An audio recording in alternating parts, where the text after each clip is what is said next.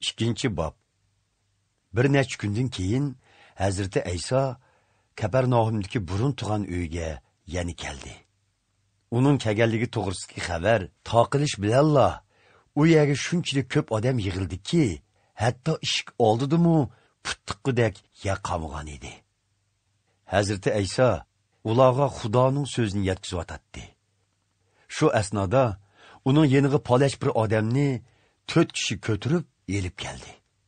Ular odamning to'llig'idan Hazrati İsa'ning yeniga bora olmay, u ta'lim berayotgan uyning o'g'zisini teshib, bemorni yotgan o'rin kirpisi bilan Hazrati İsa'ning oldiga tushirdi. Ularning ishonchini ko'rgan Hazrati İsa yilqi palashga: "O'g'lim, sening gunohlaring kechirim qilindi", dedi. U yerda o'ltirgan ba'zi Tavrat ustozlari ko'nglida: "Bu odam nima uchun mundaq deydi? Bu kufrliq-ku. Xudodan boshqa hech kimning gunohlarini kechirim qilish huquqi yo'q-ku", deyishdi. Ularning nima o'ylayotganligini shu an bilgan Hazrati İsa ularga mundaq dedi: "Sizlar buni nima uchun kufrliq deysizlar? Gunohlaring kechirim qilindi deyish osonmi? Yoki o'rningdan tur, o'rin ko'rpangni yig'ishtirib mang deyishmi? Albatta, aytmoq oson, qilmoq tez. Ammo hozir inson o'g'lining yer yuzida gunohlarni kechirim qilish huquqiga ega ekanligini isbotlab beray", dedi. Ondan palash kasalga: "O'rningdan tur, o'rin ko'rpangni yig'ishtirib uyingga qayt", deb buyurdi. Yeliqi odam o'rnidan dast turib, o'rin ko'rpisini yig'ishtirdi va hammalarning ko'z oldida uydan chiqib ketdi. Hayron qolgan xaloyiq Xudoni madhilishib: "Bundoq ishni azaldan ko'rib boqmagan edik", deyishdi. Hazrati İsa yana ko'l bo'yi qarab mangdi. Nurg'un kishilar uning atrofiga to'plashib oldi. Hazrati İsa ularga ta'lim berdi. Hazrati İsa yo'ldan o'tib ketib, boj yig'ilgan joyda o'tirgan Alfayning o'g'li Laviyni ko'rib, uningga: "Menga agashkin", dedi. Lavi o'rnidan turib, uningga agashdi.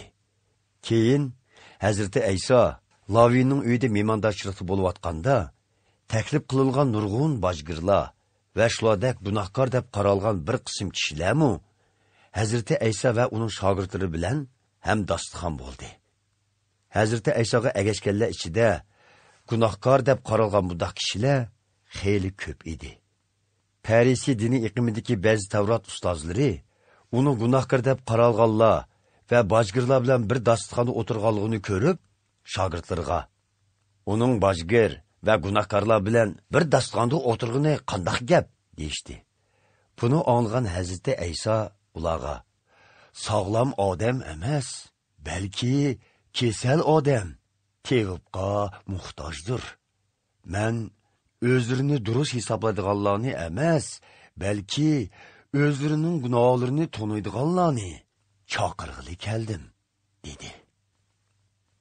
Yahyo payg'ambarning shogirdlari bilan parislar ro'za tutatdi. Ba'zi kishilar Hazrati İsa'ning oldiga kelib: "Yahyo payg'ambarning shogirdlari va parislar ro'za tutadi. Sizning shogirdlaringiz nemishqa tutmaydi?" deb so'rashdi.